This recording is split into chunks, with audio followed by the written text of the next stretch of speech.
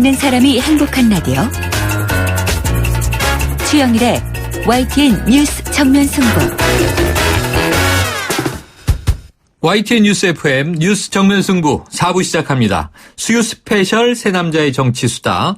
오늘은 서성교 YTN 개관 해설위원 그리고 이강윤 정치평론가 두 분과 함께하고 있는데요. 이제 좀 야당 얘기로 넘어가 보죠. 새로운 대표를 뽑는 더불어민주당의 전당대회 27일 예정이니까요. 이제 열흘 앞으로 다가왔습니다. 우선 두 분의 현재 판세 총평을 한번 들어보죠. 서 의원님 어떻게 보고 계세요? 예, 아마 전당대회 초기부터 지금까지는 그 서울 광진 출신의 오선인 추미애 후보가 약간 유리하지 않을까 이렇게 분석을 하고 있습니다. 하지만 광주 출신의 김상곤 후보가 맹추격하고 있기 때문에 결과는 좀 더 봐야 될 것 같고 또 비주류 대표로 나온 그 오선의 이종걸 의원은 후보는 아직 조금 추격은 하고 있지만 떨어지지 않느냐 이런 분석이 앞서고 있습니다.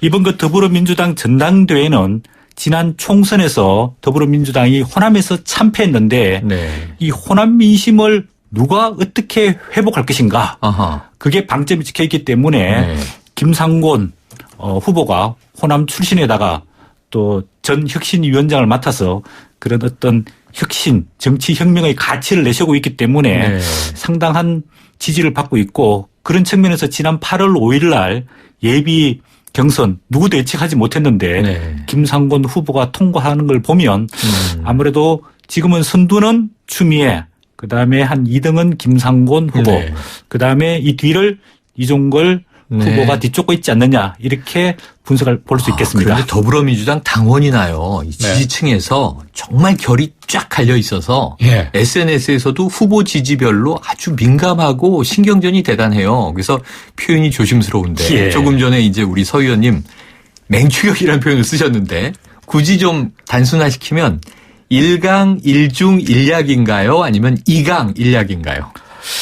제가 보기에는 뭐 조사를 안 해봤지만 아마 추미애 후보가 1강, 그다음에 김상곤, 이종걸 후보가 2중을 형성하고 있다. 이렇게 그렇군요. 이야기할 수 있겠습니다. 자, 그럼 이 평론가님은 어떻게 보십니까? 저는 뭐 현재 지지율 등수나 순위는 잘 못 매기겠고요. 또 그런 거 함부로 언론에서 이렇게 말하기도 좀 조심스러운 측면도 있고요. 정량적이지 않고 정성적인 촉으로. 왜냐하면 대선이나 국회의원 총선 때처럼 이렇게 비교적 정교하고 여러 군데서 실시하는 여론조사 데이터들을 우리가 종합하거나 그러지는 않으니까. 네, 맞습니다. 뭐 들리는 소리는 좀 어떻고 하는데 얼마나 신뢰성이. 그리고 무엇보다도 아직 세 후보 사이에서 딱히 누구한테 마음을 정하지 못했다는 비율이 한 40% 정도 나오는 걸로 봐서는 그렇다면 지금 나오는 판세는 큰 의미를 부여하기 힘든 거 아니냐. 그러니까 지금 부동층이 굉장히 큰 거죠. 그러게요. 약 10명 중에 4명이 아직 마음을 못 정했다는데 6명 중에 내가 마음을 잡았다는 건 큰 영향을 못 미칠 것 같고요. 예전에 전통적으로 야당의 전당대회가 이른바 주류와 비주류 또는 뭐 DJ냐 YS냐 이런 식으로 쫙 갈려가지고 총력을 다하고 할 때처럼 핫하지는 않아요. 다만 대선을 관리할 사람이기 때문에 누가 되느냐는 대단히 중요한데 아직 이슈가 제대로 부각되지 않은 측면이 있고 다만 추미애 후보가 일찍부터 뛰어들었고 계속 거론되고 언론에서 쓰는 순서도 앞에 나오는 걸로 봐서는 조금 앞서는 것 같긴 한데 이해찬 의원을 계속 정치적으로 보좌해온 그룹이 김상곤 의원 캠프에서 아주 열심히 하고 있다는 얘기는 제가 확인도 했고요. 그래서 그 힘이 얼마나 발휘될지 그다음에 전통적으로 야당의 지지 기반이었다가 지금은 반 이상이 붕괴된 상태라고 할 수 있는 호남의 새로 충원되는 대의원들 그다음에 작년 12월 더불어민주당이 한참 위기에 빠져 있을 때 온라인 당원들이죠. 물밀듯이 들어왔던 10만 온라인 당원들의 표심이 누구에게 모일 것인가. 요것은 향후 야권의 권력 지형 그다음에 야권 지지층들이 진짜로 원하는 것이 무엇인지를 알아낼 수 있는 풍향계가 아닐까. 그런 점에서 김상곤 후보의 득표율 저는 이게 상당히 관심입니다. 관심이다 이렇게 말씀하셨어요. 그런데 결국 아까 지금 친노의 좌장인 하지만 현재는 또 무소속으로 되어 있는 이해찬 의원 쪽에서의 이제 지지 바람도 말씀하셨지만 당 안팎에서는 이래문 이런 신조어가 들리는데 이래도 저래도 문재인이라는 이제 이 줄임말이라고 합니다. 결국 이제 문심 차기 당대표 결정의 핵심 열쇠냐 그리고 또 그럼 이 문심의 영향력은 어느 정도냐 이게 문제일 텐데 서 의원님은 어떻게 분석하고 계십니까? 네. 지난 총선을 거치면서 더불어민주당이 친노 친문 그룹이 한 70에서 80%라고 일단 분석되고 있습니다. 맞네요. 그래서 이제 친노 친문 이렇게 함께 합쳐서 쓰는데 왜냐하면 이 두 그룹을 분리시키기 상당히 어렵다라고 했는데 최근에는 미묘한 변화가 일어나고 있습니다. 친노 그룹이 분화하고 있는 조짐이 보이고 있는데요. 친노 핵심 그룹은 아마도 그 전 노무현 대통령이 주장했던 기득권 타파, 정치 혁신, 정치 혁명 이런 거를 주장하면서 친노 그룹의 적자인 그 충남 도지사인 안희정을 내년에 밀자. 이런 분위기가 형성이 되고 있습니다. 이 그룹들은 아마도 친문재인과 분리되는 그룹이고 아마 이번 전당대회에서는 아까 말씀하신 대로 김상곤 후보를 상당히 많이 지지할 것 같은 생각이 들고요. 또 한쪽 친노 그룹은 전통적으로 문재인 이제 지지 그룹으로 분류할 수 있겠는데 이 그룹들은 추미애 후보를 일단 지지하지 않을까 그렇게 보여집니다. 왜냐하면 추미애 후보가 대선 그 지지율 1위를 하는 후보를 우리가 지키고 방어해야 된다. 즉 문재인을 지켜야 된다. 내가 지키겠다. 지킴이 역할을 하겠다. 이렇게 이야기를 했기 때문에 아마 친노 그룹 중에서 친문재인 그룹은 추미애 후보를 지지할 가능성이 높고요. 그다음에 친노 핵심 그룹이라고 불려지는 이 그룹들은 아마도 김상곤 후보 지지가 조금 더 나오지 않을까. 그래서 친노 그룹도 분화하고 있고 그럼에도 불구하고 더불어민주당 내 전체를 보면 당대표를 했던 문재인 전 대표의 영향이 상당히 절대적이라고 아직은 봐야 되겠죠. 그래서 아마 이번 이제 한 열흘 정도 좀 남는데 이런 친문 그룹들이 어떤 방향으로 내년 대선에 유리한 국면을 조성하기 위해서 당대표를 누가 더 적임자냐, 적합하냐 이런 전략적 결정이 내려지면 상당히 표 쏠림 현상이 있을 것으로 예상해 볼 게 있습니다. 대세이기는 한데 미묘한 분화의 조짐도 있다 이렇게 분석을 해 주셨는데요.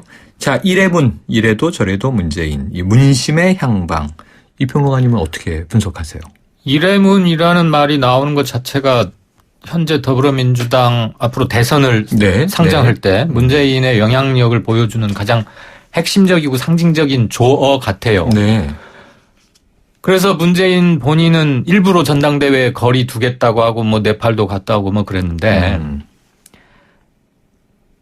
열흘쯤 뒤 투표 역시 문심이 정할 겁니다.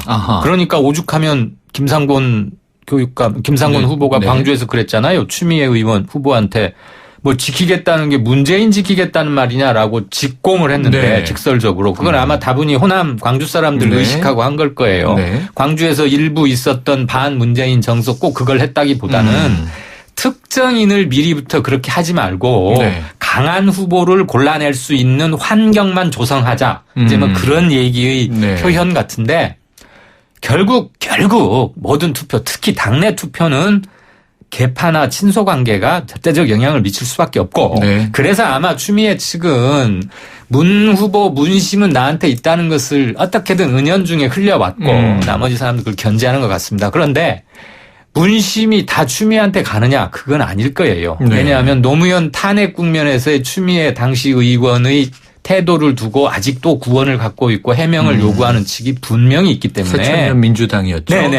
당명은 그 뒤로 하도 바뀌어서 한국 정당사를 말할 때 이게 당명을 거론하는 건 의미가 없어요. 열흘간은 결국 그거 하나와 문심, 이른바 문을 지지하는 문 그룹의 표심과 또 하나는 확실한 이슈, 귀에 쏙 들어오는 한마디 이슈를 누가 지금이라도 내놓느냐 이 두 개로 갈릴 것으로 보입니다. 그렇군요. 자, 그런 와중에 오늘 이제 김종인 비대위 대표입니다. 열흘 후면 이제 비대위 체제가 막을 내리고 좀 정상적인 비상대책위원회가 아닌 이제 당대표가 선출이 되게 되는 건데요. 이 퇴임 인터뷰를 했군요. 근데 대세론과 대선 결과는 별개다. 착각하면 큰일 난다. 결국 이제 문재인 전 대표의 대세론에 이제 제동을 거는 모양새였는데요. 어떤 의도로 읽어야 되겠습니까? 서 의원님? 네. 제가 보기에는 김종인 그 비대위 대표가 민심의 흐름을 정확하게 읽고 있는 것 같습니다. 네.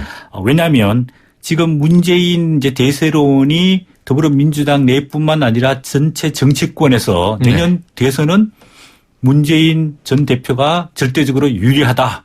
대세를 장악하고 있다. 이런 흐름이 형성되고 있는데 그렇다고 해서 결국 그럼 문재인 전 대표가 대통령이 당선될 거냐. 그런 결과를 두고 봐야 되죠. 과거에 1997년 또 2000년 대선 때 유해창 당시 한나라당 후보가 5년 동안 절대적인 야당 대표로서 대세론을 형성해 왔습니다. 그러나 결국 2002년 12월 달에 노무현 전 대통령한테 패배하지 않았습니까? 그렇죠. 예, 그런 측면에서 보자면 아직까지 누가 대통령이 당선될 거냐 또 대세론은 상당히 시기상조고 또 이런 이야기하는 게 위험하다는 것을 김종인 대표가 경종을 울리면서 문재인 대세론에 제동을 걸고 있는 상황인데요. 내년 대선에 이기기 위해서는 이런 문재인 대세론보다는 문재인과 치열하게 경합해서 문재인의 경쟁력을 높여줄 후보가 있을 것인가 없을 것인가 또는 문재인 전 대표 혼자만으로는 부족하니까 문재인 전 대표를 보완할 수 있는 보완적 관계, 보완제가 누가 없을까? 좀 더 유연성과 포용성을 가져야지 내년 대선에 승리할 가능성이 높아진다는 상당히 원론적이지만 중요한 이야기를 했다고 보여지고 있고요. 지금 이제 집권 여당이 새누리당이 친박 1색이 되면서 아까 말씀하신 대로 국민의 지탄과 비판을 받고 있지 않습니까? 그렇다면 이번 8월 27일 더불어민주당 당대표가 만약에 문재인 전 대표를 지지하는 당대표가 되게 되면 이 더불어민주당도 친문 1색당이 돼서 국민의 지탄과 비판을 받지 않습니까? 마찬가지다. 그런 측면에서 김종인 대표가 지적하는 것은 굉장히 정확하다 이렇게 이야기할 수 있겠습니다. 그러니까 친박 현 정권과 친문 정권 교체를 지향하는 그룹의 격돌로 됐을 때 국민들이 좀 실망할 수도 있다 이런 이제 경고시네요.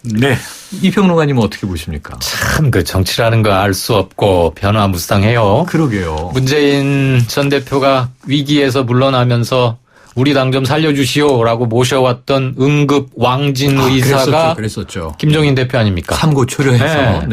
그래가지고 처음에는 탁탁 치고 그러다가 좀 대단한 수라고 깜짝 놀라지 않았습니까? 틀어지더니 아이고 같이 말 섞기 힘든 사람 이런 말까지 둘 사이에 오가고 아주 험악해졌는데 김종인 전 대표가 너희 새카만 후배들은 내가 가르쳐주는 훈수 그냥 아무 말 말고 따라라. 좀 이런 본인은 그걸 카리스마라고 여기는지 모르겠지만 좀 독단적인 것이다라고 비칠 수 있는 그걸 리더십이라고 해야 되나? 캐릭터라고 하십시다. 그런 게 좀 강한 것 같고 그래서 미래지향적인 민주적 정당에는 조금 안 어울리는 그런 게 아닌가. 옛날 박정희나 양김들은 그럴 만한 비중도 있고 했는데. 권위주의 정치 시절에요. 양김 시대 정치는 한 20년 전에 애저녁에 끝난 지 오래고요. 그땐 보스라고 불렀죠. 그러게요. 총재 이랬죠. 그건 좀 아닌 것 같고 물론 앞으로 당이 취해야 할 노선에 대해서 말을 할 수는 있습니다. 그러나 그냥 겸손하고 좀 이렇게 말하는 게 좀 좋지 않을까. 그래야 귀담아 들을 소리도 들리지. 이렇게 훈수하듯이 혼내고 나가면 듣는 사람들이 좀 시무룩해하지 않을까 이런 점도 있고요.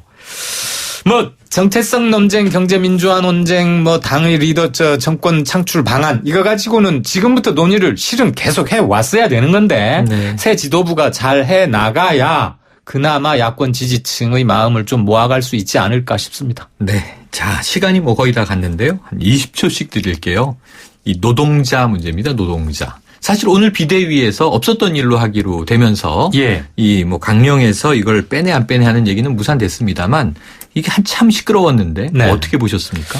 저는 강령 개정을 비대위 대표도 당원의 한 사람으로서 제안은 할 수 있다고 봐요. 네. 그렇지만 마치 이거 바꿔야 된다, 이거 빼야 된다, 아니면 옛날식 도로민주당이어가지고 이 상태로는 집권 못한다, 이렇게 윽박지르듯이 세게 말하는 것은 좀 스타일에 문제가 있었고요. 결국 최종적인 건 당원들에게 결정해야 되는 겁니다. 네. 이전에도 2차례 이런 문제가 있었는데 네. 저는 이거 역시 그분의 경제관이 반영된 거 아닌가. 네. 자, 노동자와 시민 꼭 필요하다고 보십니까, 서 의원님? 제가 보기에 이렇게 예시를 일거를 꼭 할 필요는 없지 않을까. 그리고 노동자, 우리가 말하는 이제 자본가, 네. 이거는 약간 구실적인 개념이라고 볼 수 있고요. 네. 제가 보기에는 이제 더불어민주당 앞으로 정체성을 어떻게 가져가야 될 것인가에 대한 네. 논란인데 주류 진영에서는 색깔과 정체성이 분명한 계급주의 정당으로 가자, 이런 입장인 반면에 네. 김종인 대표는 계급주의를 지양하고 네. 대중정당으로 가야지 표를 많이 획득해서 내년에 대선에서 승리할 수 있다. 이런 양갈래 생각의 충돌로 보여집니다. 그렇군요. 오늘 두 분 말씀 고맙습니다. 자, 새남자의 정치수다. 지금까지 서성교 YTN 개건 해설위원 그리고 이강윤 정치평론가 두 분과 함께했습니다. 고맙습니다. 고맙습니다. 감사합니다. 더 넥스트 스파크 한국자동차 산업협회 기준 2016 상반기 경차 판매 1위. 감사의 마음으로 준비한 혜택 스파크를 구매하는 선착순 5,000분께 100만 원 할인 지금은 스파크 전성시대. 60개월 할부 이용 조건 이자율 4.9% 할부원금 500만 원 이상 8월 31일까지 홈페이지 참조. Chevrolet, find new roads. 어라, 성주형 요즘 잘 벌더니 냉장고가 2대네? 한 대인데? 위아래 문이 4개인데? 야, 문 4개가 요즘엔 대세야. 너도 바꿔. 롯데 하이마트 냉장고 대전. 특가에 캐시백, 무이자 카드 혜택까지. 혜원아, 냉장고 바꿔줄게. 하이마트로 가요. 8월 5일부터 29일까지 자세한 행사 내용은 매장에 문의. 올여름 미스터 피자를 부르면 치킨도 오시고요. 8월 25일까지 프리미엄 피자 라지 배달 주문 시 순살 치킨이 무료. 미스터 피자 치킨 드림. 1577-0077 미스터 피자. 자세한 내용은 홈페이지 참조. 제휴 및 기타 중복 할인 불가. 팔도 비빔면을 가장 맛있게 먹는 방법은? 오른손으로 비비고 왼손으로 비비고. 에이, 현대오일뱅크에서 공짜로 먹는 거지. 지금 현대오일뱅크에서 보너스 카드로 4만 원 이상 주유시 팔도 비빔면 150만 개가 쏟아진다. 8월 21일까지 홈페이지 참조. 현대 오일뱅크. 요즘 사장님들 사이에 떠오르는 화제가 있었으니 바로 현대캐피탈 상용 차리스. 처음엔 안 믿었죠. 포터, 봉고, 마이티, 카운티의 솔라티까지 다 된다고 하니까. 초기세금 부담 없고 월 납입금도 할부보다 저렴하고. 부가세 환급도 되니까 부담이 확 줄었다니까요. 하지만 여기서 끝이 아니다. 리스료 최대 3달 무료 혜택까지. 이제 트럭, 버스도 부담 없는 현대캐피탈 상용 차리스. 1588-5211 또는 현대기아자동차 전시장으로. 연체 이자율 24%, 중도해지 수수료율 5에서 40%, 승계 수수료율 2%, 리스료 무료 한도 차량가의 6%, 자사 할부 기준, 자세한 사항은 상품 설명서 및 약관 참조. 과도한 빚 고통의 시작입니다. 자, 오늘도 오로나민 씨로 생기발랄하게 출발하세요. 머리부터 발끝까지 오로나민 씨. 생기 오로나민 씨. 발라요 오로나민 씨. 생기 발라. 건강하고 활기차게 오로나민 씨. 생기 발라 오로나민 씨. 오로나민 씨. 생기 발라 컴온. 뉴스 정면 승부 여기까지입니다. 진행의 최영일이었고요. 내일 뵙겠습니다.